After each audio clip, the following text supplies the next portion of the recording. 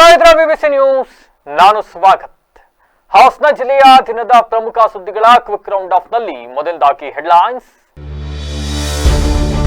ಕಡೆಗೂ ಸಿಕ್ಕ ಮಂತ್ರಿ ಸ್ಥಾನ, ನೂತನ ಸಚಿವರಾಗಿ ಕೆಎಂ ಶಿವಲಿಂಗೇಗೌಡ ಪ್ರಮಾಣ ವಚನ, ಕಾಂಗ್ರೆಸ್ ಪಾಳ್ಯದಲ್ಲಿ ಸಂತಸ ಸಂಭ್ರಮ. ಹೂವಿನಹಳ್ಳಿ ಕಾವಲು ಭೂಸ್ವಾಧೀನ ಪ್ರಕ್ರಿಯೆ, ಸ್ವೀಕೃತಿ ಪತ್ರದಲ್ಲಿ ಮುದ್ರೆ ಸಹಿ ಇಲ್ಲದಕ್ಕೆ ರೈತರ ಆಕ್ರೋಶ, ಗೃಹ ಮಂಡಳಿಯಿಂದ ಸ್ಪಷ್ಟನೆ. ರಸ್ತೆ ಬದಿ ಹಾಗೂ ಫುಡ್ ಕೋರ್ಟ್ ವ್ಯಾಪಾರಿಗಳಿಂದ ಅಧಿಕ ಶುಲ್ಕ ವಸೂಲಿ, ಸೂಕ್ತ ಕ್ರಮಕ್ಕೆ ಆಗ್ರಹಿಸಿ ಮನವಿ, ನಿಗದಿತ ಶುಲ್ಕ ಸಂಗ್ರಹಿಸುವಂತೆ ಪಾಲಿಕೆ ಆಯುಕ್ತ ಕೃಷ್ಣಮೂರ್ತಿ ವಾರ್ನಿಂಗ್. ಹಾಸನದಲ್ಲಿ ಸರ್ಕಾರಿ ಜಮೀನು ಅತಿಕ್ರಮಣ ಆರೋಪ, ಚಿಟ್ಟನಹಳ್ಳಿಯಲ್ಲಿ ಗೋಮಾಳ ಒತ್ತುವರಿ ಮಾಡಿ ಲೇಔಟ್ ನಿರ್ಮಾಣ, ಕೆಆರ್ಎಸ್ ಪಕ್ಷದಿಂದ ಅಧಿಕಾರಿಗಳ ವಿರುದ್ಧ ತೀವ್ರ ಆಕ್ರೋಶ.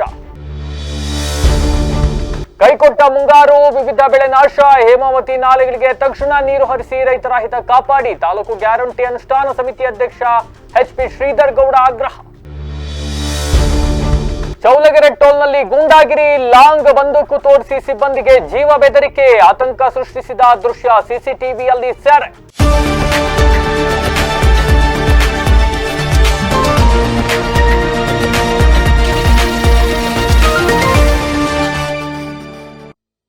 ವಾರ್ತೆಗಳ ವಿವರ. ಹಾಸನ ಜಿಲ್ಲೆಯ ಏಕೈಕ ಕಾಂಗ್ರೆಸ್ ಶಾಸಕರು ಎಂದು ಎನಿಸಿಕೊಂಡಿದ್ದಂತಹ ಕೆಎಂ ಶಿವಲಿಂಗೇಗೌಡರು ಅರಸೀಕೆರೆ ವಿಧಾನಸಭಾ ಕ್ಷೇತ್ರದ ಶಾಸಕರಾಗಿರ್ತಕ್ಕಂಥವರು ಈ ಬಾರಿ ಸಚಿವ ಸಂಪುಟದಲ್ಲಿ ಶಿವಲಿಂಗೇಗೌಡರಿಗೆ ಸಚಿವ ಸ್ಥಾನ ಸಿಗುತ್ತೆ ಅಂತಕ್ಕಂಥ ಮಾತುಗಳು ಕೇಳಿ ಬರ್ತಾ ಇದ್ದವು. ಅಂತೆಯೇ ಪ್ರತಿ ಬಾರಿ ಸಚಿವ ಸಂಪುಟ ವಿಸ್ತರಣೆ ಆದ ಸಂದರ್ಭದಲ್ಲೂ ಕೂಡ ಶಿವಲಿಂಗೇಗೌಡರ ಹೆಸರು ಕೇಳಿ ಬರ್ತಾ ಇತ್ತು. ಆದ್ರೆ ಈ ಬಾರಿ ಕೊನೆಗೂ ಕೂಡ ಶಿವಲಿಂಗೇಗೌಡರು ಸಚಿವರಾಗಿ ಪ್ರಮಾಣ ವಚನವನ್ನ ಸ್ವೀಕರಿಸಿದ್ದಾರೆ.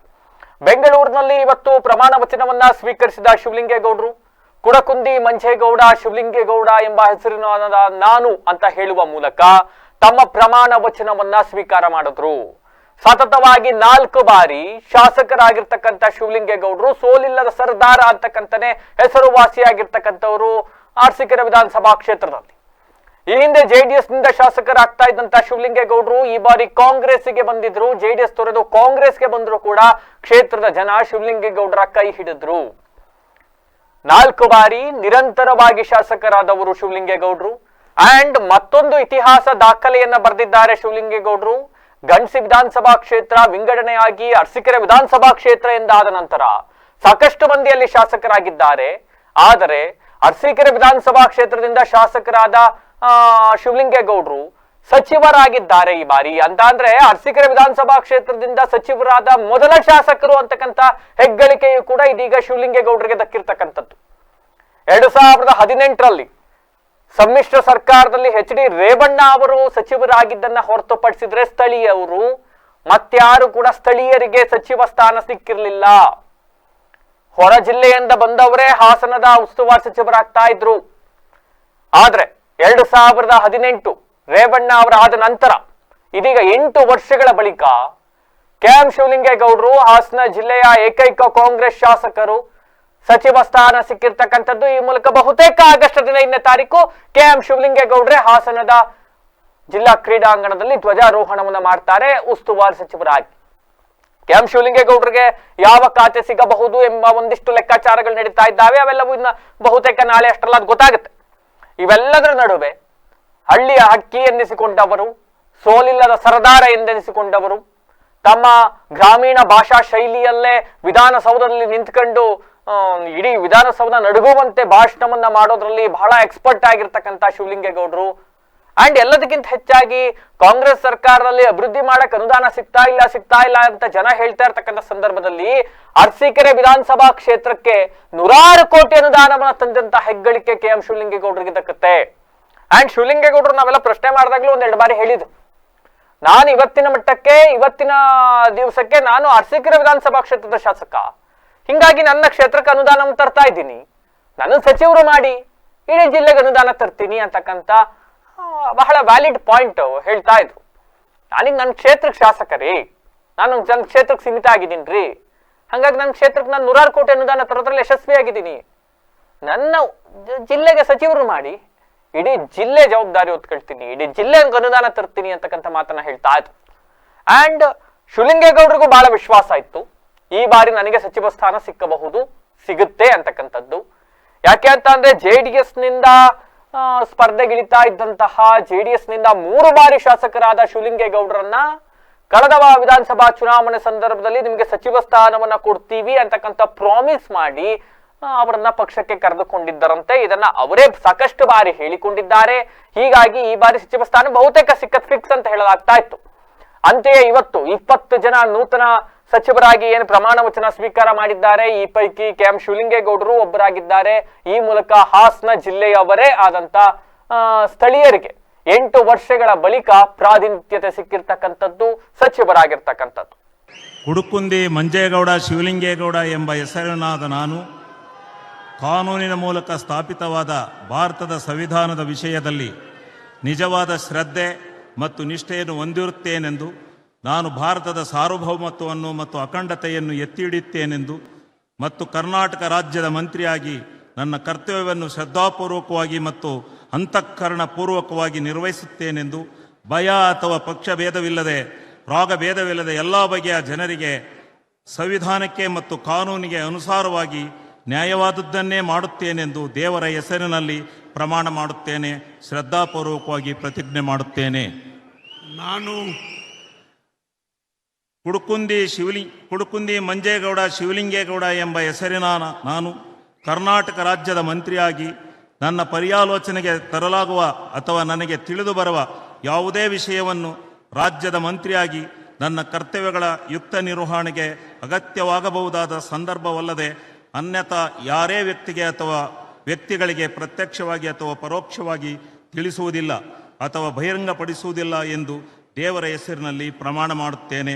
ಶ್ರದ್ಧಾಪೂರ್ವಕವಾಗಿ ಪ್ರತಿಜ್ಞೆ ಮಾಡುತ್ತೇನೆ.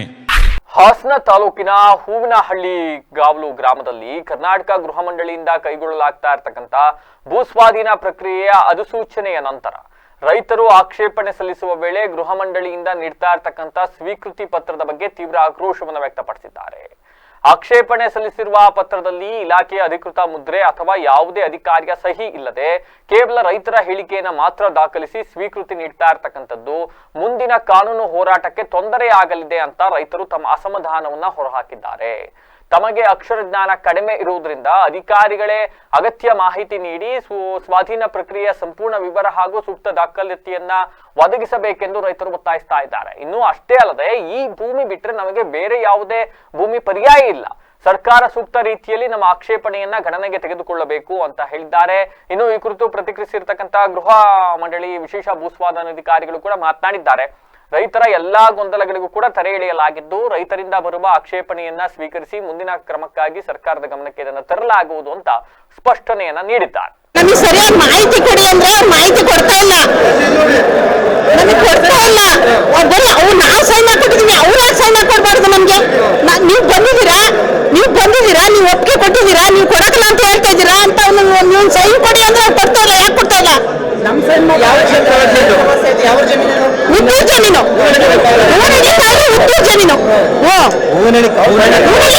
ಫುಲ್ ಅಲ್ಲ, ನಾವು ಕೊಡಲ್ಲ ಅಂತ ಹೇಳ್ತಾ ಇದೀವಿ. ಅವರು ಬರೆಸ್ಕೊಂಡು ನಮ್ಮ ಹತ್ರ ಸೈನ್ ಮಾಡಿಸ್ಕೊಂಡು ನಮ್ ಕೊಡ್ಕೊಂಡು ಕಳಿಸ್ತಾವ್ರಿ. ನಮ್ ಗೌಡ್ರದೆಲ್ಲ ನಮಗೆ ರಿಟರ್ನ್ ಏನು ಕೊಡ್ತಾ ಇಲ್ಲ, ಅವ್ರೊಂದು ಪತ್ರ ಕೊಡ್ತಾವ್ರಿ.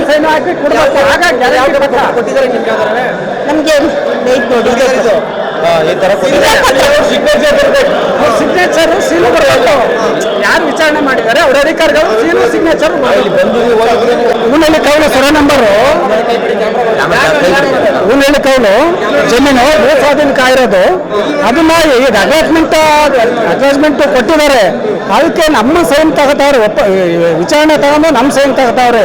ಅಧಿಕಾರಿಗಳು ವಿಚಾರಣೆಯ ತಗೊಂಡ್ರೆ ತಾನೇ ವಿಚಾರಣೆ ತಗೊಂಡರು ಅವರು ಒಪ್ಪಂದದ ಪ್ರಕಾರ ಸೀಲು ಸೈನು ಹಾಕಿ ನಮಗೆ ಕೊಡಬೇಕು. ಆದ್ರೆ ನಮ್ಮ ಸೈನ್ ಮಾತ್ರ ತಗೋತಾ ಇದ್ದಾರೆ. ಅವ್ರ ಸೈನು ಸೀಲು ಸೈನು ಇಲ್ಲ. ಅದ್ಯಾವ ಗ್ಯಾರಂಟಿ? ಇಲ್ಲ ಕೊಡ್ತಾ ಇಲ್ಲ. ಸೀಲು ಇಲ್ಲ, ಸೀಲು ಸೈನು ಇಲ್ಲ. ನಮ್ಮ ಸೈನ್ ಮಾತ್ರ ತಗೋತಾ ಇಲ್ಲ.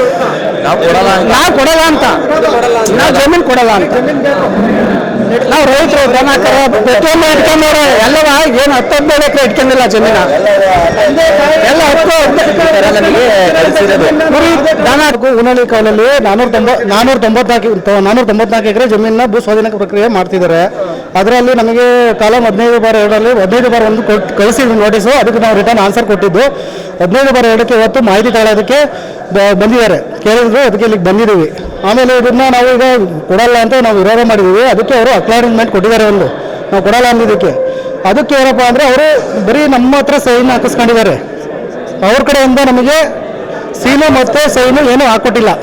ಅದನ್ನು ನಾವು ಅವ್ರನ್ನ ಕೇಳಿದ್ವು. ಅದಕ್ಕೋಸ್ಕರ ಈಗ ಒಂದು ಸ್ವಲ್ಪ ಸಮಸ್ಯೆ ಆಗಿದೆ. ಈಗ ಹಾಕೊಡ್ತೀವಿ ಅಂತ ಹೇಳಿದ್ದಾರೆ. ಅದನ್ನು ನೋಡಿಬಿಟ್ಟು ಮುಂದಿನ ನಿರ್ಧಾರನ ನಾವು ತಗೊಳ್ತೀವಿ. ಅದು ನಮಗೂ ಗೊತ್ತಿಲ್ಲ ಸರ್, ಅವರೇ ತಿಳ್ಕೊಬೇಕು. ಅವರು ಏನಕ್ಕೆ ಹಾಕೊಟ್ಟಿಲ್ಲ, ಯಾಕಂದ್ರೆ ರೈತರು ಅವರಿಂದಲೇ ಸಮಸ್ಯೆ. ಈಗ ಈ ಥರ ಆಗ್ತದೆ ಅನ್ನೋದು ಗೊಂದಲ ಆಗುತ್ತೆ ರೈತರುಗಳಿಗೆ. ಅವ್ರು ಕೊಡೋರಿಗೆ ನಾವೇನೋ ಬರ್ತೀವಿ ಅಂತ ಈಗ ಹೇಳಿದ್ದಾರೆ. ಅಲ್ಲ, ಸಮಸ್ಯೆ ಅಂತ ಏನಿರೋದಿಲ್ಲ. ಪ್ರತಿಯೊಂದು ಭೂ ಸ್ವಾಧೀನ ಪ್ರಕ್ರಿಯೆಯಲ್ಲೂ ಇದ್ದೇ ಇರುತ್ತೆ. ಮೊದಲಿಗೆ ಎಲ್ಲರಿಗೂ ನಮಸ್ಕಾರ. ತಮ್ಮ ಮಾಧ್ಯಮ ಮಿತ್ರರು ಎಲ್ಲರಿಗೂ ನಮಸ್ಕಾರಗಳು. ಹಾಸನ ಜಿಲ್ಲೆಯಲ್ಲಿ ಹೂನಳ್ಳಿ ಕಾವಲು ಅಂತ ಹೇಳ್ಬಿಟ್ಟು 494 ಎಕರೆ 20 ಗುಂಟೆ ಜಮೀನನ್ನು ಭೂ ಸ್ವಾಧೀನ ಪ್ರಕ್ರಿಯೆ ಒಳಪಡಿಸಬೇಕು ಅಂತ ಹೇಳಿ 2013ರ ಭೂ ಸ್ವಾಧೀನ ಪ್ರಕ್ರಿಯೆ ಅಡಿನಲ್ಲಿ, ಕಾಯ್ದೆ ಅಡಿನಲ್ಲಿ ಪ್ರಾಥಮಿಕ ಅಧಿಸೂಚನೆಯನ್ನು 23ನೇ ತಾರೀಕು ಜನವರಿ 2026ರಂದು ಹೊರಡಿಸಲಾಗಿರ್ತದೆ. ಮೂಲ ಉದ್ದೇಶ ಇದನ್ನ ಸರ್ಕಾರದಿಂದ ಈಗಾಗಲೇ ಇದನ್ನ ಸ್ಕೀಮ್ ಅಪ್ರೂವಲ್ ತಗೊಂಡು ಬಡಾವಣೆಯನ್ನು ನಿರ್ಮಾಣ ಮಾಡಿ ಯಾರು ಅರ್ಜಿದಾರರು ಇರ್ತಾರೆ ಅವರೆಲ್ಲರಿಗೂ ನಿವೇಶನ ಹಂಚಿಕೆ ಮಾಡೋ ಉದ್ದೇಶದಿಂದ, ಸದುದ್ದೇಶದಿಂದ, ಮಹದುದ್ದೇಶದಿಂದ ಇದನ್ನು ಸರ್ಕಾರ ಪರ್ಮಿಷನ್ ಕೊಟ್ಟಿದೆ. ಅದರಂತೆ ನಾವು ಪ್ರಾಥಮಿಕ ಅಧಿಸೂಚನೆಯನ್ನು ಹೊರಡಿಸಿದ್ದೇವೆ. ಈ 2013ರ ಭೂ ಸ್ವಾಧೀನ ಕಾಯ್ದೆ ಅಡಿನಲ್ಲಿ ರೈತರ ಅಭಿಪ್ರಾಯ ಸಂಗ್ರಹಣೆ ಮಾಡಲಿಕ್ಕೆ ಸೆಕ್ಷನ್ 15/1 ಅಡಿನಲ್ಲಿ ನೋಟಿಸ್ ಕೊಟ್ಟಿದ್ದೇವೆ. ಸೆಕ್ಷನ್ 15/2 ಅಡಿನಲ್ಲಿ ಇವತ್ತಿನ ಪ್ರಕ್ರಿಯೆ ಏನು ನಡೀತಾ ಇದೆ, ಇಲ್ಲಿ ರೈತರ ಅಭಿಪ್ರಾಯ, ಭೂಮಾಲೀಕರ ಅಭಿಪ್ರಾಯ ಏನಿದೆ ಅದನ್ನು ತಗೊಳ್ಳೋದಕ್ಕೆ 15/2 ಸೆಕ್ಷನ್ 15/2.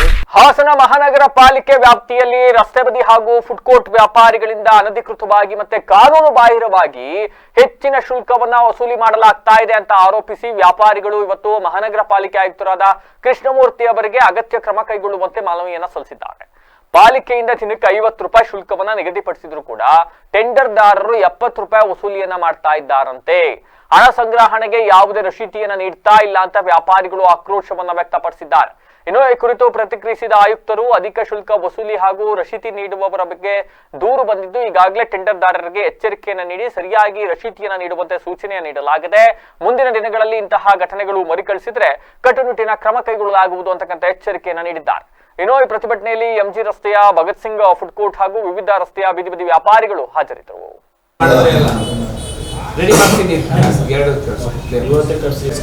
ಬರಲಿಲ್ಲ, ನೀವು ಸಾಹೇಬ್ರಿಗೆ ಫೋನ್ ಮಾಡಿ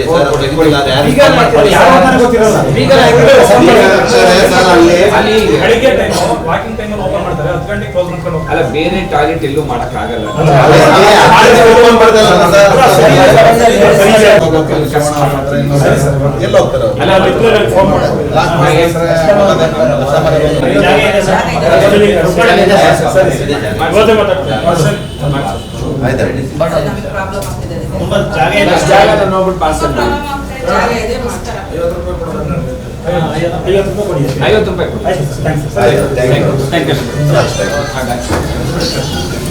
ಹಾಸನ ಮಹಾನಗರ ಪಾಲಿಕೆ ವ್ಯಾಪ್ತಿಯಲ್ಲಿ ಮೂರು ಜಾಗಗಳಲ್ಲಿ ಫುಡ್ ಕೋರ್ಟ್ ಈಗಾಗಲೇ ಮಹಾನಗರ ಪಾಲಿಕೆ ಮತ್ತು ಹಿಂದೆ ಇದ್ದಂಥ ಇದರಲ್ಲಿ ರಚನೆ ಆಗಿರ್ತದೆ. ಈಗ ಇದು ಫುಡ್ ಕೋರ್ಟ್ನ ವ್ಯಾಪಾರಸ್ಥರು ಈಗ ಬಂದು ಸುಂಕದ ಸಂಬಂಧ ಕೆಲವು ವಿಚಾರಗಳನ್ನ ವ್ಯಕ್ತಪಡಿಸಿರ್ತಾರೆ. ಹಾಗಾಗಿ ನಾವು ಈಗ ಹೇಳೋದೇನೆಂದರೆ, ಮಹಾನಗರ ಪಾಲಿಕೆಯಿಂದ ಯಾರಿಗೆ ಈಗ ಸುಂಕ ವಸೂಲಿ ಮಾಡೋವಂಥ ಹಕ್ಕು ಕೊಟ್ಟಿರ್ತೀವಿ ಅವರು 50 ರೂಪಾಯಿ ಮಾತ್ರ ಕಲೆಕ್ಟ್ ಮಾಡ್ಕೋಬೇಕು, ಅದಕ್ಕಿಂತ ಜಾಸ್ತಿ ಕಲೆಕ್ಟ್ ಮಾಡೋಗಿಲ್ಲ. ಹಾಗಾಗಿ ಸಾರ್ವಜನಿಕ ಇವರು ಯಾರು ನಮ್ಮ ಫುಡ್ ಕೋರ್ಟ್ ವ್ಯಾಪಾರಸ್ಥರಿರ್ತಾರೆ ಅವ್ರಿಗೆ 50 ರೂಪಾಯಿ ಮಾತ್ರ ಕೊಡಿ ಅಂತ ಈ ಮೂಲಕ ಕೇಳ್ಕೊಳ್ತೀವಿ, ಜಾಸ್ತಿ ಕೊಡೋದು. ಸಮಸ್ಯೆ ಏನಿಲ್ಲ. 1ನೇ ತಾರೀಕಿಂದ ಇಷ್ಟು ದಿನ ಸುಂಕ ಇರಲಿಲ್ಲ, ಇವಾಗ ಏನಾಗಿದೆ 70 ರೂಪಾಯಿ ಮಾಡಿದ್ದಾರೆ ಸುಂಕ. ಅದನ್ನು 50 ರೂಪಾಯಿ ಕಮ್ಮಿ ಮಾಡಿ ಅಂತ ಕೇಳೋಕ್ಕೆ ಕಮಿಷನರ್ ಹತ್ರ ಬಂದಿದ್ದು. ಈಗ ಅವರು ಒಪ್ಕೊಂಡಿದ್ದಾರೆ, 50 ರೂಪಾಯಿ ಮಾಡ್ತೀವಿ ಅಂತ ಹೇಳಿದ್ದಾರೆ. ಹಾಗಾಗಿ ನಮಗೆ ಸಮಸ್ಯೆ ಸ್ವಲ್ಪ ಪರಿಹಾರ ಆಯಿತು. ಈಗ ಅದೇ ಉದ್ದೇಶಕ್ಕೆ ಬಂದಿದ್ದು. ಸ್ವಲ್ಪ ಚಿಕ್ಕ ಪುಟ್ಟ ಸಮಸ್ಯೆಗಳು, ಆಮೇಲೆ ಸ್ವಲ್ಪ ಚಿಕ್ಕ ಪುಟ್ಟ ಸಮಸ್ಯೆಗಳೆಲ್ಲ ಇದ್ದು. ಏನು ಅಂತ ಅಂದರೆ, ನಮ್ಮ ಫುಡ್ ಕೋರ್ಟ್ ಮುಂದೆ ಕಸ ಗುಡಿಸ್ತಿರಲಿಲ್ಲ, ಮುನ್ಸಿಪಾಲ್ ನಗರಸಭೆಯಿಂದ ಕಳಿಸ್ತಿರಲಿಲ್ಲ. ನಾವೇ ಅದಕ್ಕೆ ವಹಿಸ್ಕೊಂಡಿದ್ದೆವು. ಹುಡುಗರನ್ನ ಒಂದು ಗುಡಿಸ್ತಾ ಇತ್ತು. ಅವರಿಗೆ ನಾವು ಸಂಘದ ಕಡೆಯಿಂದನೇ ಕೊಡ್ತಾಯಿದ್ದೆವು ಸಂಬಳನ. ಮತ್ತು ಕ್ಲೀನಿಂಗ್ ಆಗಿರ್ಬೋದು, ಮತ್ತೇನು ಸಮಸ್ಯೆ ಇಲ್ಲ, ಅಷ್ಟೇ ನಮಗಿರೋದು. ಈಗ ಅದೊಂದೇ ಸಮಸ್ಯೆ ಇದ್ದಿದ್ದು. ಈಗ ರಸೀದಿನ ಇಸ್ಕೊಂಡು ನೀವು ದುಡ್ಡು ಕೊಡಿ ಅಂತ ಹೇಳಿದ್ದಾರೆ. 50 ರೂಪಾಯಿದು ಕೂಪನ್ ಕೊಟ್ಟರೆ ಅವರು ನೀವು ಕೊಡಿ ಅಂತ ಹೇಳಿದ್ದಾರೆ. ರಸೀದ್ ಕೆಲವೊಂದು ಸಮಸ್ಯೆಗಳಿದ್ದು, ಫುಡ್ ಕೋರ್ಟ್ ಕ್ಲೀನಿಂಗ್ ಆಗಿರ್ಬೋದು, ಹೊರಗಡೆ ಕ್ಲೀನ್ ಮಾಡಿಸೋದಾಗಿರ್ಬೋದು, ಮುನ್ಸಿಪಾಲ್ಟಿಯಿಂದ ಏನೂ ಮಾಡ್ತಾರಿಲ್ಲ. ಆಮೇಲೆ ಶೌಚಾಲಯ ಮೇಯ್ನ್, ನಮಗೆ ಶೌಚಾಲಯದೊಂದು ಪ್ರಾಬ್ಲಮ್ ಆಗ್ತಾಯಿತ್ತು. ಅದನ್ನು ಕೂಡ ಇವತ್ತು ಹೇಳಿದ ಮೇಲೆ ಅದನ್ನು ಫುಲ್ ಟೈಮ್ ಓಪನ್ ಮಾಡಿಸೋದಕ್ಕೆ ನಾವು ಮಾಡಿಕೊಡ್ತೀವಿ ಅಂತ ಹೇಳ್ಬಿಟ್ಟು ಹೇಳಿದ್ದಾರೆ. ಅವರು ನಮ್ಮ ಕಮಿಷನರ್ ಸಾಹೇಬರು ಒಪ್ಕೊಂಡಿದ್ದಾರೆ. ನಮಗೆ ಹ್ಞೂ ಅಂತ ಹೇಳಿದ್ದಾರೆ. ಹಂಗಾಗಿ ಹೊರಟಿದ್ದೀವಿ ನಾವು. ನೀರಾವರಿದೆಲ್ಲ ಚೆನ್ನಾಗಿದೆ. ಅದು ಅಲ್ಲಿ ಗಾಂಧಿ ಭವನದಲ್ಲಿ ನೀರಿನ ಇದಿದೆ, ಹಾಗಾಗಿ ಅದನ್ನು ನಾವು ಯೂಸ್ ಮಾಡ್ಕೊಳ್ತಾ ಇದ್ದೀವಿ. ನೀರಿಂದು ಏನು ತೊಂದರೆ ಇಲ್ಲ, ಚೆನ್ನಾಗಿದೆ ಎಲ್ಲ. ಫುಟ್ಪಾತ್ ತೆರವುಗೊಳಿಸ್ತೀವಿ ಅಂತೇಳಿ ಕೆಲಸ ಮಾಡ್ತಿದ್ದಾರೆ. ಅದು 100% ತೆರವುಗೊಳಿಸೋ ಕಾರ್ಯ ಮುಗಿದಿಲ್ಲ. ಇವತ್ತೇನು ಮಾಡ್ತಿದ್ದಾರೆ, ಫುಡ್ ಕೌಂಟ್ರು ಅಂತ ಮಾಡಿಕೊಟ್ಟಿದ್ದಾರೆ. ನಮಗೆ ಜೀವನ ಮಾಡಲಿ ಒಂದು ಒಳ್ಳೆ ರೀತಿಲಿ ಅಂತೇಳಿ, ಯಾವುದೇ ಒಂದು ಗಲೀಜಾಗದ ಮಾಡಲಿ ಅಂತೇಳಿ ಮಾಡಿಕೊಟ್ಟಿದ್ದಾರೆ. ಆ ಫುಡ್ ಕೌಂಟ್ರಿಗೆ ಈಗ ಸುಂಕ ವಿಧಿಸಿದ್ದಾರೆ. ಅದನ್ನು 70 ರೂಪಾಯಿ ವಸೂಲು ಮಾಡ್ತಾಯಿದ್ರು. ಈಗ ಕಮಿಷನ್ ಸಾಹೇಬ್ ಹೇಳಿದ್ದಾರೆ 50 ರೂಪಾಯಿ ಕೊಡಿ, ಆಮೇಲೆ ಚೀಟಿ ಕೊಡಬೇಕಿತ್ತು. ಅವರು ಯಾರೂ ಚೀಟಿ ಕೊಡಲಿಲ್ಲ ಅಂದರೆ ಯಾರೂ ದುಡ್ಡು ಕೊಡಬೇಡಿ. ಆಮೇಲೆ ಮತ್ತೆ ಏನು ಅಂದರೆ, ಸಮಸ್ಯೆಗಳನ್ನು ಬಗೆಹರಿಸೋದನ್ನು ಬಿಟ್ಟು ಬೇರೆ ಸಮಸ್ಯೆಗಳನ್ನ ಬಗೆಹರಿಸೋಂಥದ್ದನ್ನು ಮಾಡ್ತಿದ್ದಾರೆ. ಯಾಕೆ ಅಂತಂದರೆ, ಇದು ಪ್ರೀತಮ್ ಕೊಟ್ಟಿದ್ದಾಗ MLA ಅವರು ಅನುದಾನದಲ್ಲಿ ಮಾಡಿಕೊಡ್ತಿರ್ತಕ್ಕಂಥದ್ದು. ಆದರೂ ಈಗ ಇದರಿಂದ ಫಿಕ್ಸ್ ಮಾಡಿದ್ದಾರೆ. ಆಯ್ತು, ನಾವು 50 ರೂಪಾಯಿ ಕೊಡೋಕೆ ಒಪ್ಕೊಂಡಿದ್ದೀವಿ, ಇಲ್ಲ ಅಂತ ನಾವು ಹೇಳ್ತಿಲ್ಲ. ಆದರೆ ನೀವು 50 ರೂಪಾಯಿ ನಾವು ಏನು ಕೊಡ್ತಾಯಿದ್ದೀವಿ, ಈಗ ಏನು ಫುಟ್ಪಾತ್ ತೆರವುಗೊಳಿಸಿ ಅಂತ ಹೇಳಿದ್ದಾರೆ, ಎಲ್ಲಿ ತೆರವುಗೊಳಿಸಿದ್ರಿ? ಮತ್ತೆ ಅದೇ ಜಾಗದಲ್ಲಿದ್ದಾರೆ, ಅದೇ ಜಾಗ ಹಾಕಿರ್ತಿದ್ದಾರೆ. ಮತ್ತೆ ನೀವು ಯಾಕೆ ಮಾಡ್ತೀರಿ? ಯಾರೋ ಒಬ್ಬ ಹೇಳ್ತಾರೆ, ಫೋನ್ ಮಾಡಿ ಹೇಳ್ತಾನೆ ಅಂತ ಹೋಗ್ತೀರಾ, ಅವನು ಬಗೆಯಕ್ಕೆ ಹೋಗ್ತೀರಿ. ಇನ್ನು ರೈಲ್ವೆ ಸ್ಟೇಷನ್ ತಕ್ಕ ಹೋಗಿ ಹಂಗೆ ಇದೆ ಗಣಪತಿ. ಹಾಸನ ತಾಲೂಕಿನ ಕಸಬಾ ಹೋಬಳಿಯ ಚಿಟ್ಟನಹಳ್ಳಿ ಗ್ರಾಮದಲ್ಲಿ ಸರ್ಕಾರಿ ಜಮೀನು ಅಕ್ರಮವಾಗಿ ಒತ್ತುವರಿ ಮಾಡ್ಕೊಳ್ಳಲಾಗಿದೆ. ಅಂಡ್ ಅದು ಒತ್ತುವರಿ ಮಾಡಿ ಲೇಔಟ್ ನಿರ್ಮಾಣ ಮಾಡ್ತಾ ಇರತಕ್ಕಂಥ ಬಗ್ಗೆ ಕರ್ನಾಟಕ ರಾಷ್ಟ್ರ ಸಮಿತಿ ಪಕ್ಷ ಅಂದ್ರೆ KRS ಪಕ್ಷ ಗಂಭೀರ ಆರೋಪವನ್ನು ಮಾಡಿದ್ದು, ಕೂಡಲೇ ಅಕ್ರಮ ಒತ್ತುವರಿ ತೆರವುಗೊಳಿಸಿ ತಪ್ಪಿತಸ್ಥ ಅಧಿಕಾರಿಗಳು ಹಾಗೂ ಒತ್ತುವರಿದಾರರ ವಿರುದ್ಧ ಕಠಿಣ ಕ್ರಮ ಕೈಗೊಳ್ಳಬೇಕು ಅಂತ ಪಕ್ಷದ ಮುಖಂಡರು ಸರ್ಕಾರವನ್ನು ಒತ್ತಾಯಿಸಿದ್ದಾರೆ. ಹಾಸನ ತಾಲೂಕಿನ ಕಸಬಾ ಹೋಬಳಿಯ ಚಿಟ್ಟನಹಳ್ಳಿ ಗ್ರಾಮದಲ್ಲಿ ಸರ್ವೆ ನಂಬರ್ 66, 67ರ ಸರ್ಕಾರಿ ಜಮೀನನ್ನ ಅಕ್ರಮವಾಗಿ ಒತ್ತುವರಿ ಮಾಡಲಾಗಿದೆಯಂತೆ. ಈ ಜಾಗದಲ್ಲಿ ಯಾವುದೇ ಅನುಮತಿ ಇಲ್ಲದೆ ಲೇಔಟ್ ನಿರ್ಮಾಣ ಹಾಗೂ ವಿವಿಧ ಕಾಮಗಾರಿಗಳು ಭರಾಟೆಯಿಂದ ನಡೀತಾ ಇದೆ ಅಂತ ಆರೋಪವನ್ನು ಮಾಡಿರ್ತಕ್ಕಂಥದ್ದು ಪ್ರತಿಭಟನಾಕಾರರು. ಅಂಡ್ ಈ ಅಕ್ರಮ ಒತ್ತುವರಿ ಕುರಿತು ಸಂಬಂಧಪಟ್ಟ ಅಧಿಕಾರಿಗಳಿಗೆ ಹಲವು ಬಾರಿ ದೂರು ನೀಡಿದ್ರು ಕೂಡ ಯಾವುದೇ ಕ್ರಮ ಕೈಗೊಂಡಿಲ್ಲ ಅಂತಕ್ಕಂಥ ಅಸಮಾಧಾನವನ್ನ ವ್ಯಕ್ತಪಡಿಸಿದ್ದಾರೆ. ಇನ್ನು ಸಾರ್ವಜನಿಕರ ಆಸ್ತಿ ಆಗಿರ್ತಕ್ಕಂಥ ಸರ್ಕಾರಿ ಜಮೀನು ಮತ್ತೆ ಗೋಮಾಳವನ್ನ ರಕ್ಷಿಸ್ತಕ್ಕಂಥದ್ದು ಆಡಳಿತ ಮತ್ತೆ ಅಧಿಕಾರಿಗಳ ಕರ್ತವ್ಯ. ಈ ನಿಟ್ಟಿನಲ್ಲಿ ನಿರ್ಲಕ್ಷ್ಯ ತೋರ್ತಾ ಇರ್ತಕ್ಕಂಥವರ ವಿರುದ್ಧ ಕಾನೂನು ಕ್ರಮ ಜರುಗಿಸಬೇಕು ಅಂತ ಒತ್ತಾಯಿಸಿದ್ರು. ಇನ್ನು ಈ ಸಂದರ್ಭದಲ್ಲಿ ಸುದ್ದಿಗೋಷ್ಠಿಯಲ್ಲಿ KRS ಹಾಸನ ನಗರ ಘಟಕದ ಅಧ್ಯಕ್ಷ ಮಂಜೇಗೌಡ, ಪಕ್ಷದ ಪ್ರಮುಖರಾದ ರಘುನಂದನ್, ಮಧು, ರಮೇಶ್, ಜಗದೀಶ್ ಸೇರಿದಂತೆ ಇನ್ನಿತರರು ಹಾಜರಿದ್ದರು. ಕರ್ನಾಟಕ ರಾಷ್ಟ್ರ ಸಮಿತಿ ಪಕ್ಷದಿಂದ ಏನು ಕಾರ್ಯಕ್ರಮ ಹಾಕ್ಕೊಂಡಿದ್ದೀವಿ ಅಂದರೆ, ಇದೇ ಹಾಸನ ತಾಲೂಕು ಕಸಬಾವಳಿ ಚಿಟ್ಟನಹಳ್ಳಿ ಗ್ರಾಮದ್ದು. ಇದು ಸರ್ಕಾರಿ ಗೋಮಾಳಗಳನ್ನ ಪ್ರತಿ ಗ್ರಾಮಗಳಲ್ಲೂ ಈಗ ಭೂಗಳರು ಬಿಡ್ತಾ ಇಲ್ಲ. ಇಲ್ಲಿ ಏನಾಗಿದೆ, ಚಿಟ್ಟನಹಳ್ಳಿ ಗ್ರಾಮದ ಸರ್ವೆ ನಂಬರು 66, 66, 67ರಲ್ಲಿ ಗುಂಡು ತೋಬಿದೆ. ಗುಂಡು ತೋಬು ಜಾಗನ್ನ ಇವರು ಖಾಸಗಿಯಾಗಿ ಲೇಔಟ್ ಮಾಡೋಕ್ಕೋಸ್ಕರ ಇದರ ಸರ್ಕಾರಿ ಜಾಗನ ಒತ್ತುವರಿ ಮಾಡ್ತಾಯಿದ್ದಾರೆ. ಮತ್ತು ಅದರ ಮೇಲೆ ಮೇಲ್ಸೇತುವೆಗಳನ್ನ ಮಾಡ್ಕೊಂಡು ಈ ಅಕ್ರಮ ಭೂ ದಂಧೆಕೋರರು, ಇವರಿಗೆ ಎಲ್ಲೂ ಕಡಿವಾಣಗಳೇ ಇಲ್ಲ, ಆ ಥರ ಆಗಿದೆ. ಆದ್ದರಿಂದ ದಯವಿಟ್ಟು ನಮ್ಮ ಸರ್ಕಾರಿ ಅಧಿಕಾರಿಗಳು ಇದಕ್ಕೆ ಕೂಡಲೇ ಕ್ರಮ ತಗೊಂಡು ಈ ಥರ ಅಕ್ರಮ ಇದನ್ನು ಲೇಔಟ್ ಮಾಡ್ತಾ ಇರ್ತಕ್ಕಂಥ ಭೂಗಳರಿಗೆ ಸರಿಯಾದ ಶಿಕ್ಷೆನ ಮಾಡಬೇಕು ಅನ್ನೋ ದೃಷ್ಟಿಯಿಂದ ಇವತ್ತು ಈ ಕಾರ್ಯಕ್ರಮಗಳನ್ನ ಹಾಕ್ಕೊಂಡಿದ್ದೀವಿ. ಇದರಲ್ಲಿ ಏನು ಗೊತ್ತಾ, ಸರ್ಕಾರಿ ಅಧಿಕಾರಿಗಳು ಇನ್ವಾಲ್ವ್ಮೆಂಟು ಅಂತ ಕಾಣಿಸ್ತಾ ಇದೆ. ಯಾಕೆಂದರೆ ಅವರು ಸರ್ಕಾರಿ ಅಧಿಕಾರಿಗಳು ಯಾವುದೇ ದೂರು ಕೊಟ್ಟರು ಇಮ್ಮಿಡಿಯೇಟಾಗಿ ಸ್ಪಂದಿಸ್ತಾ ಇರೋದ್ರಿಂದ ಈ ಭೂಗಳತನ ಇಡೀ ಹಾಸನ ಜಿಲ್ಲೆಲೇ ಹೆಸರುವಾಸಿಯಾಗಿದೆ. ಭೂಗಳತನಕ್ಕೆ ಇವ್ರಿಗೇನು ಕಡಿವಾಣನೇ ಇಲ್ವಾ? ಇದು ರಾಜಕೀಯ ಭ್ರಷ್ಟಾಚಾರನ, ಇಲ್ಲ ಸರ್ಕಾರದ ಅಧಿಕಾರಿಗಳ ಭ್ರಷ್ಟಾಚಾರನ? ಇದು ಎಷ್ಟು ದಿವಸಕ್ಕೆ ಮುಗಿಬೇಕು ಆಗ್ತಾ ಇದೆ ಅಂದರೆ ಕಾಣಿಸ್ತಾ ಇಲ್ಲ. ಈಗಾಗಲೇ ಹಲವಾರು ಸರ್ಕಾರಿ ಅಧಿಕಾರಿಗಳ ಶಿಕ್ಷೆಗೂ ಸರ್ಕಾರ ಮುಂದಾಗಿದೆ ಇವ್ರು ಮಾಡಿರ್ತಕ್ಕಂಥ ಅಕ್ರಮ ದಂಧೆಗಳಿಗೆ. ಆದರೂ ಕೂಡ ಇವರು ಯಾರೂ ಭಯಭೀತರಿಲ್ದೇ ಈ ಖಾಸಗಿ ಭೂಗಳರು ಏನು ಮಾಡ್ತಾಯಿದ್ದಾರೆ, ಲೇಔಟಿಗೆ ಇವ್ರ ಜಾಗ ಇಲ್ದಿದ್ರೂ ಕೂಡ ಸರ್ಕಾರಿ ಪ್ರತಿ ಊರಲ್ಲಿ ಗ್ರಾಮಕ್ಕೋಸ್ಕರ ಸಾರ್ವಜನಿಕ ಉದ್ದೇಶಕ್ಕೋಸ್ಕರ ಬಿಟ್ಕೊಂಡಂಥ ಆಸ್ತಿಗಳನ್ನೂ ಬಿಡ್ತಾ ಇಲ್ಲ ಇವರು. ಯಾವ ರೀತಿ ಮತ್ತು ಸೆಕ್ಯೂರ್ ಮಾಡೋದು, ರಕ್ಷಣೆ ಮಾಡೋದು ಹೇಗೆ? ಸರ್ಕಾರಿ ಗೋಮಾಳಗಳನ್ನ, ಇಲ್ಲ ಸರ್ಕಾರಿ ಗೋಮಾಳಗಳನ್ನ ಸಂಪೂರ್ಣವಾಗಿ ಹಂಚಿಬಿಡ್ಲಿ, ಅತ್ಲಾಗ ಎಲ್ಲರಿಗೂ ಅತ್ಲಾಗ ರಾಜಕೀಯದವರಿಗೆ ಹಂಚಿಬಿಡ್ಲಿ. ಯಾಕೆಂದರೆ ಅಲ್ಲಿ ಏನು ಇಲ್ಲದೆ ಇದ್ದರೆ ಇದಾಗುತ್ತೆ. ದಯವಿಟ್ಟು ಇದ್ರ ಬಗ್ಗೆ ಇವತ್ತಿನ ಏನು ಸಮಸ್ಯೆ ಇದೆ ಅಂತಂದರೆ ಚಿಟ್ಟನಹಳ್ಳಿ ಗ್ರಾಮದ್ದು ಈ ಚಿಟ್ನಳ್ಳಿ ಗ್ರಾಮದಲ್ಲಿ ಈ ಪಕ್ಕದಲ್ಲಿ ಒಂದು ಲೇಔಟ್ ಮಾಡ್ತಾ ಇರ್ತದೆ ದಂಧೆಕೋರರು. ಅರಕಲಗೂಡು ತಾಲೂಕಿನಲ್ಲಿ ಹೇಮಾವತಿ ನಾಲೆಗಳಿಗೆ ಕೂಡಲೇ ನೀರು ಹರಿಸಿ ರೈತರ ಹಿತ ಕಾಪಾಡಬೇಕು ಅಂತ ಅರಕಲಗೂಡು ತಾಲೂಕು ಗ್ಯಾರಂಟಿ ಅನುಷ್ಠಾನ ಸಮಿತಿ ಅಧ್ಯಕ್ಷ ಶ್ರೀಧರ್ ಗೌಡ ಆಗ್ರಹಿಸಿದ್ದಾರೆ. ರೈತರೊಂದಿಗೆ ಗೊರೂರು ಹೇಮಾವತಿ ಜಲಾಶಯ ಯೋಜನೆಯ ಮುಖ್ಯ ಇಂಜಿನಿಯರ್ ಭೀಮಪ್ಪ ನಾಯ್ಕ್ ಅವರಿಗೆ ಮನವಿ ಸಲ್ಲಿಸಿದ ಬಳಿಕ ಮಾತನಾಡಿರ್ತಕ್ಕಂತಹ ಅವರು ಹೇಮಾವತಿ ಜಲಾಶಯ ನಿರ್ಮಾಣದಿಂದ ಅತ್ಯಧಿಕ ಮುಳುಗಡೆ ಹಾಗೂ ಭೂಸ್ವಾಧೀನಕ್ಕೆ ಒಳಗಾದ ಅರಕಲಗೂಡು ತಾಲೂಕಿನ ಸಾವಿರಾರು ರೈತರು ಮತ್ತೆ ಜಮೀನು ಕಳೆದುಕೊಂಡ ಸಂತ್ರಸ್ತರಿದ್ದಾರೆ. ಆದರೆ ಯೋಜನೆಯ ಲಾಭ ಮಾತ್ರ ಈ ಭಾಗದ ರೈತರಿಗೆ ಸಮರ್ಪಕವಾಗಿ ದೊರಕ್ತಾ ಇಲ್ಲ ಅಂತ ಶ್ರೀಧರ್ ಗೌಡರು ಅಸಮಾಧಾನವನ್ನು ವ್ಯಕ್ತಪಡಿಸಿದ್ದಾರೆ. ಈ ವರ್ಷ ಮುಂಗಾರು ಮಳೆ ಕೈಕೊಟ್ಟ ಪರಿಣಾಮ ತಾಲೂಕಿನಾದ್ಯಂತ ವಿವಿಧ ಬೆಳೆಗಳು ಒಣಗಿ ನಾಶವಾಗಿದ್ದಾವೆ, ಕೆರೆಕಟ್ಟೆಗಳು ಬರಿದಾಗಿದ್ದು ಅಂತರ್ಜಲ ಮಟ್ಟ ಕೂಡ ಕುಸಿತಾ ಇದೆ. ಇನ್ನು ಜಾನುವಾರುಗಳಿಗೆ ಕುಡಿಯೋದಕ್ಕೆ ನೀರು ಮತ್ತೆ ಮೇವಿನ ಕೊರತೆ ಎದುರಾಗಿದೆ. ಇತ್ತೀಚಿನ ಮಳೆಯಿಂದ ಜಲಾಶಯಕ್ಕೆ ಒಳಹರಿವು ಹೆಚ್ಚಾಗಿರ್ತಕ್ಕಂಥ ಹಿನ್ನೆಲೆಯಲ್ಲಿ ಸರ್ಕಾರ ತಕ್ಷಣವೇ ನೀರು ಬಿಟ್ಟು ಮೊದಲು ಕೆರೆಕಟ್ಟೆಗಳನ್ನ ತುಂಬಿಸಬೇಕು ಮತ್ತೆ ನಾಲೆಗಳ ಮೂಲಕ ಕೃಷಿ ಭೂಮಿಗೆ ನೀರು ಹರಿಸಿ ಬೆಳೆಗಳನ್ನ ಉಳಿಸಬೇಕು ಅಂತ ಒತ್ತಾಯಿಸಿದರು. ಇನ್ನು ರೈತರ ಮನವಿ ಸ್ವೀಕರಿಸಿ ಮಾತನಾಡಿದ ಗೊರೂರು ಹೇಮಾವತಿ ಜಲಾಶಯ ಯೋಜನೆಯ ಮುಖ್ಯ ಇಂಜಿನಿಯರ್ ಭೀಮಪ್ಪ ನಾಯ್ಕ್ ಅವರು ಇದೇ ತಿಂಗಳ 5ರಂದು ಜಿಲ್ಲಾಧಿಕಾರಿ ಹಾಗೂ ಪ್ರಾದೇಶಿಕ ಆಯುಕ್ತರ ನೇತೃತ್ವದಲ್ಲಿ ಮಹತ್ವದ ಸಭೆ ನಡೆಯಲಿದೆ. ಪ್ರಸ್ತುತ ಮೊದಲ ಆದ್ಯತೆಯಾಗಿ ಕುಡಿಯಲು ಹಾಗೂ ಕೆರೆಕಟ್ಟೆಗಳನ್ನು ತುಂಬಿಸುವ ಕುರಿತು ಚರ್ಚೆ ನಡೆಯಲಿದೆ.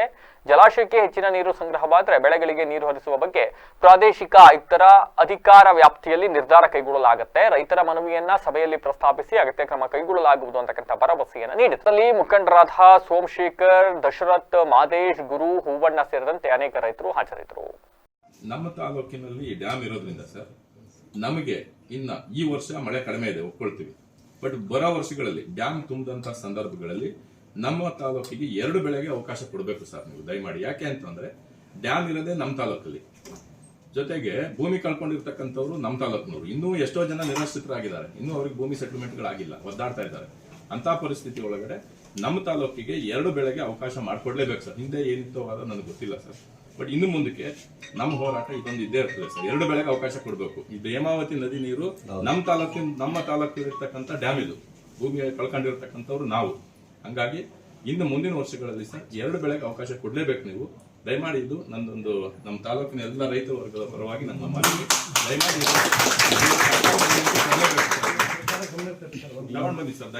ಡ್ಯಾಮ್ ಡಿಸೈನ್ ಆಗಿರೋದು ಖಾರಿಫ್ ಸೀಸನ್ ಅಷ್ಟೇ ಅಂತ ಆಗಿದೆ ಸರ್.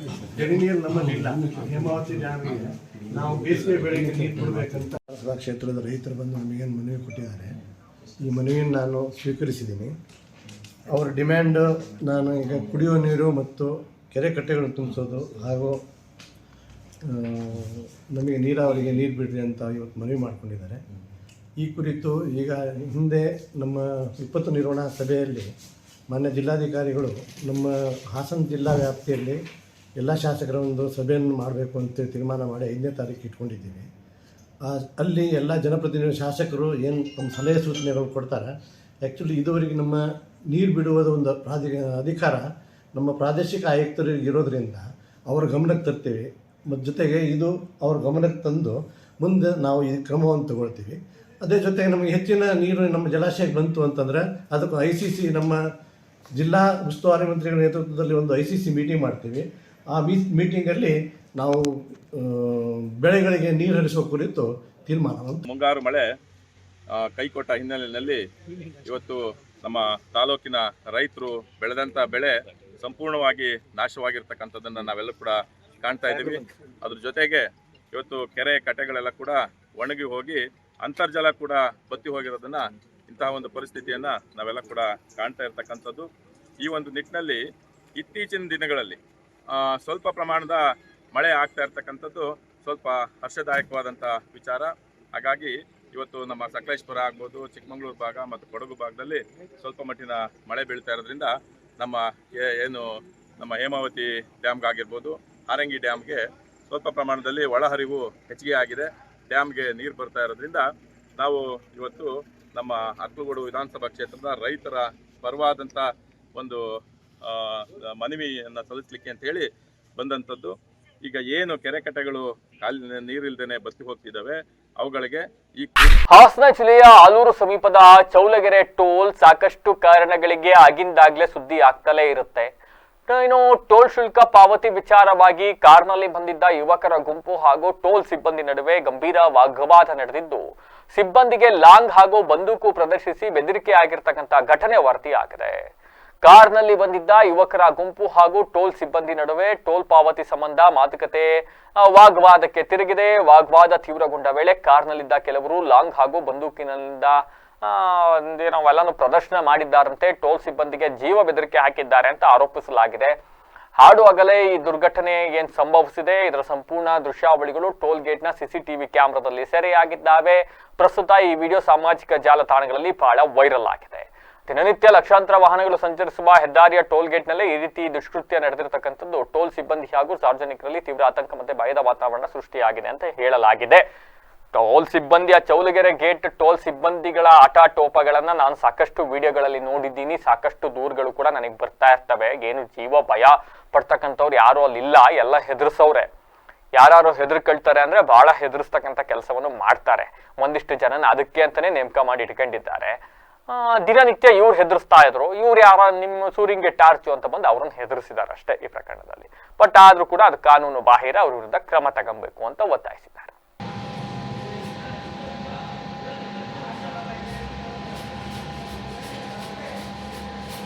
ಅಷ್ಟೇ.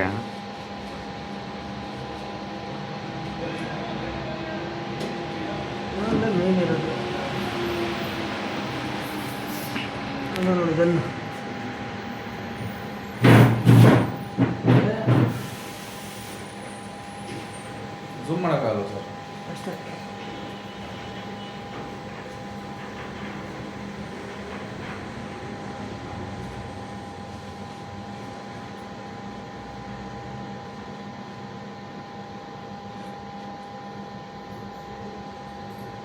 ಇಷ್ಟೇ.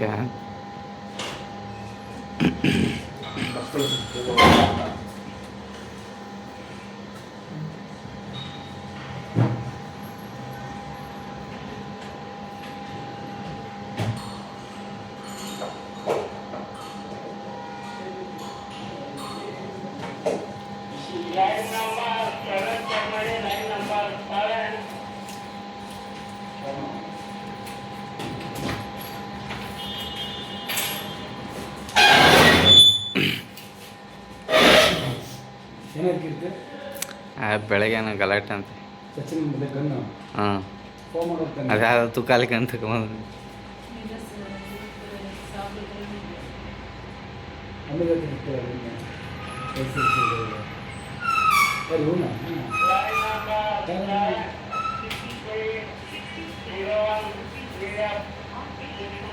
ಯಾವ್ರಂತೆ